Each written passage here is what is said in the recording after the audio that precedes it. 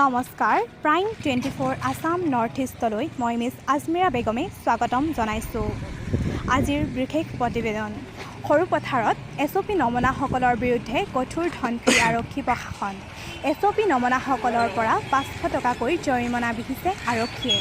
সৰু পথাৰৰ পৰা শ্বাহনৱাজ আহমেদৰ এক বিশেষ প্ৰতিবেদন prime 24 Assam north east.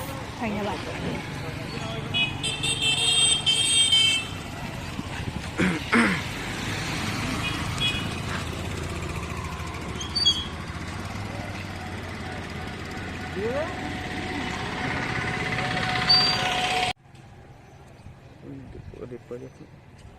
Sir যি সৰুপথাৰত ফাইন কটা হৈছে এইটো যি SOP আপোনাৰ যি আইন সেয়া SOP নমনাৰ কাৰণে কটা হৈছে নেকি? এইটো কাৰণে কটা হৈছে আৰু হেলমেট বা কিবা ধৰণৰ এনেকুৱা লাইসেন্স সেইভাবে কটা হৈছে বৰ্তমানলৈকে চোৱা নাই হেলে SOP নমনাৰ কাৰণে ফাইন কটা হৈছে।